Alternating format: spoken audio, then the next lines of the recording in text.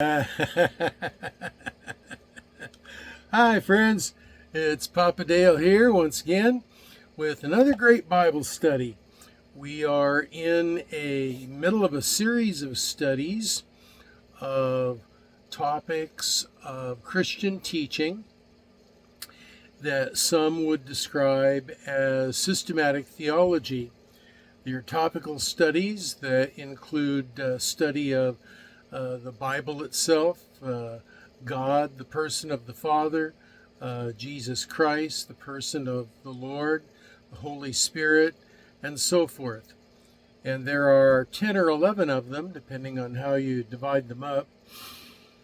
And we are just kind of in the beginning. We finished the lesson on the Scripture, on the Bible, and now we are approaching the end of the teaching on the person of God Himself. So the series overall is called Bible Nutshells, and each of the individual lessons is one of the nutshells. So today we have Bible Nutshell number 26, and the title of it is God is Holy. A lot of people kind of are put off by the idea that God is holy. But there are great benefits to the fact that God is holy. And we're going to find out about some of those as we go through this study. So put on my reading glasses here.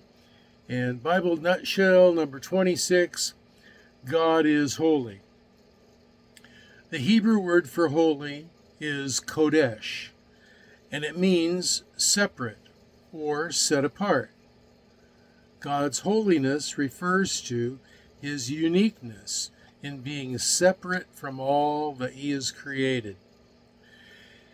He is the creator of all things physical, space, time, matter, and exists in transcendence, outside of it in what philosophers and theologians call the metaphysical reality.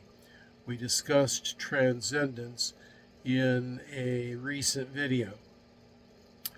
God's holiness also refers to His absolute purity, moral purity. Existing in transcendence, God is unstained by the evil of the world.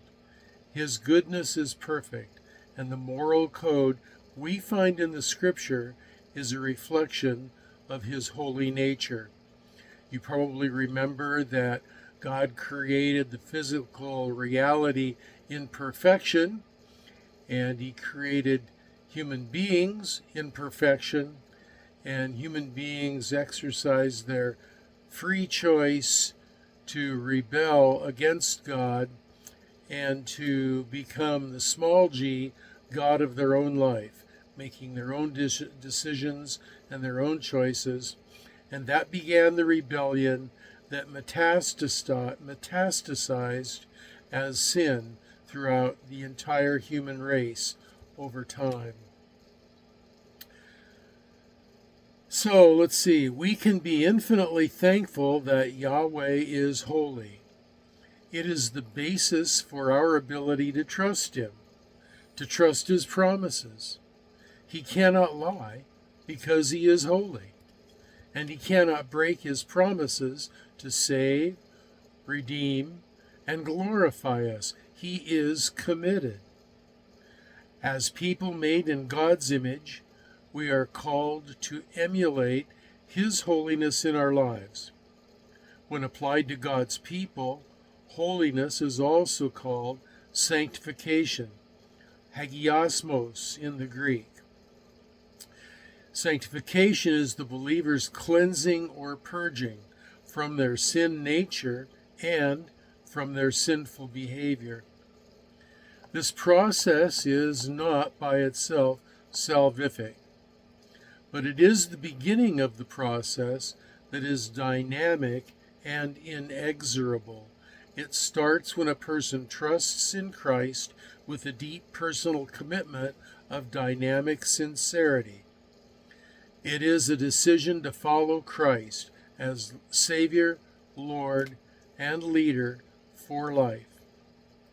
Essentially, sanctification is not for the unsaved, but for people who, by grace, through faith, are already saved and reconciled to God, according to Ephesians 2, verses 8 and 9.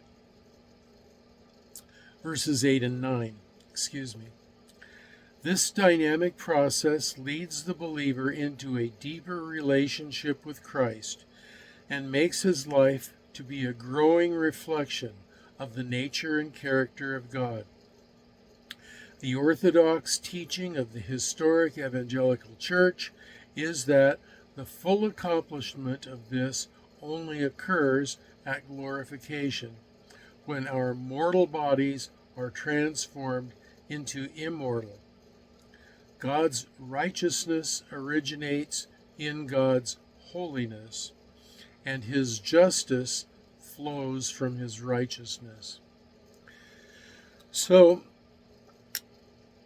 one of the implications of the holiness of God and when it occurs, when it's supposed to occur in our lives, and how the process is supposed to work out in the human life, is that the sanctification process is for the saved.